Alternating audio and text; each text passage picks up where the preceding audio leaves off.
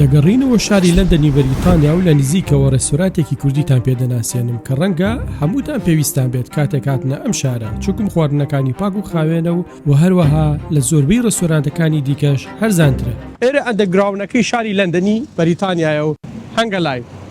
ئێرە لیۆنز گریلە کەوتوتە شەقامی ڕۆیال پەراید لە شاری لەندەنی بەریتانیا. لە هەر شوێنێکی بەریتانیایت ئەوە ئەگەر بۆ جارێکش بێت پێویستە بێتی شاری لەندەن لەم ڕێستۆرانەدا تام و چێژی خواردنە ڕەسەنەکانی کوردی تاقی بکەیتەوە. ئەزان بۆ فەرموو لەگەڵ بابن بۆ جیاوازەکەتان پیشان بم. هەموو جۆرە خواردنێکی کوردی بە تام و چێژی تێدا ئامادە دەکرێت لەلایەن شێفە پڕ ئەزموونەکانەوە.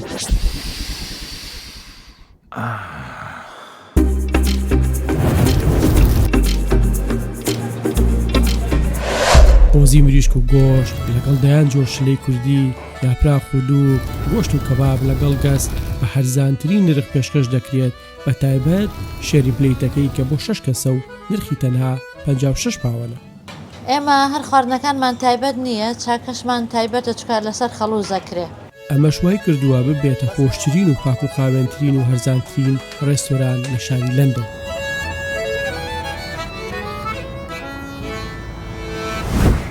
ئەم ڕێستۆرانە خەرینەی گەرەکە کاتێەوە بەردەما ڕەتدەوێت بۆنی مامور و فروژا و کەباب چێت و هارتەکە لەوەتی ئەمەت ئەمە کریایەتەوە مرتاح بیمە بۆ خۆم. خاوەنی پارکینی فری ئەی ناوەش پارکین گشتی بەلاشە دەتوانێت سیارەکە پارکینێکم بەس زێرە پارکی نەکەن و دوای بڕمە مەتار پارێ مەتار نەدەن. خواردنەکان زۆرن بە تایبەت قۆزیەکەی پێمان تاقی نەکرایەوە و یامان بەوە هات. کاڵێک ژەن ئاوی گۆشت پەتاتە فاسۆلێ بامێن ئەویش گۆشتە حەیاتەکە. ئەوەدا مستەقبل بیمانەمان هەواسی بۆ خێر بی بڕخێ کاملە حەسابە.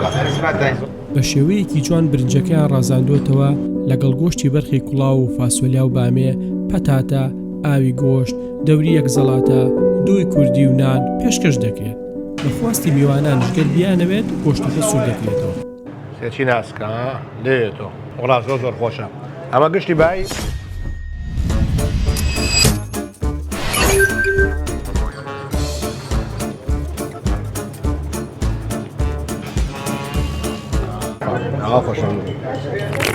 مشتەریەکانمان بەعام لە خواردنەکانمان رازین.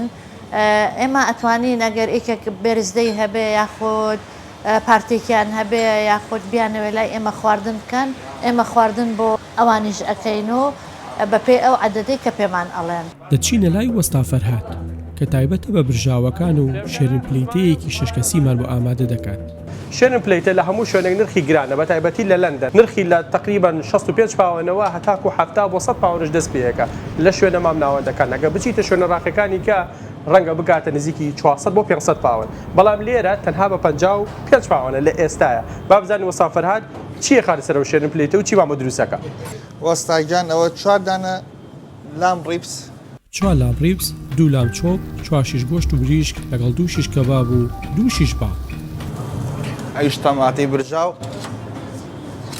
بیبەر، پیاز هەموو شتێک. کاتی ئامادەکردنی ئەم خواردنە گە زۆر بیزی نەبین دەدەکە بۆ چارێکێک ئینشاءڵڵا هەموو شتێک ئامادە بێ. وەکو پێم وتی لام شاورمی لەگەڵایە، چکن شاورمی لەگەڵایە، برنجی لەگەڵا دێت، بریانی لەگەڵ دێت.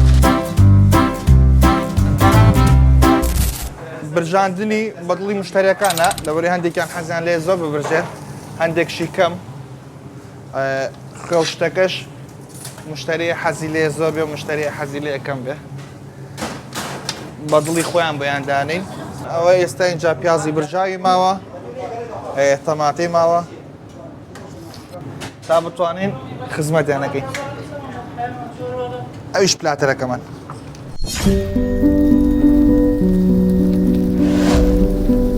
ئەوە کاهوی لەگەڵایە، ڕێککەبێکی لەگەڵایە، پیازی لەگەڵایە، لەگەڵ میکس سەڵاتمان هەیە، زەیتون و بیبەری لەگەڵایە و لەگەڵ ئەو نانە جوانە خۆشمان سوورمان کردوێتەوە لە خزمەتە. بە تەنها برژاوەکان بەشی 6 کە زیاتر دەکات، بەڵام ئەگەر بتانەوێت نەفستان تێرکەن ئەوە دەتوانن خواردنی دیکەشی بۆ زیاد بکەن، وەکو بەو کفتە و یاپراخ کە بە دوو و گۆشتی بەرخ ئامادەکراوە لەگەڵ چەندین جۆشلە. جامە چووکم بە زیانتێ کردووە تامەکەی ئەوەنەی کە خۆشتر کردووە. ئەگەر خێزاناریت و بیتە ئێرە بۆ یادی لە دایکبوونەکانتان یاخود میوانێکی تایبەتان بێت ئەوە زۆر هەرزانتر دەکەوێت لەسەرتان لە ڕووی کات و نرخ و شوێنەوە چونکە ئەگەر لە ماڵەوە ئامادە بکرێت ڕۆژێکی تەواوی پێدەچێت و نرخەکەشی سێقاتی ئەم ڕێستۆرانتەیە حتا نێنێ ئێرە و خۆتان تاقی نەکەنەوە خواردنەکانی ئەو تامولەزەتەی نییە کەم بۆتان باسەکە. لیۆنس گریل کەوتۆتە شاری لەندەنی بەریتانیا شەقامی ڕۆیال پڕیت گەردەتانەوێت چێژی خواردنی ڕەسەنی کوردی بکەن ئەوە وەرن لە نزیکەوە تاقی بکەنەوە بە تامی کوردستان.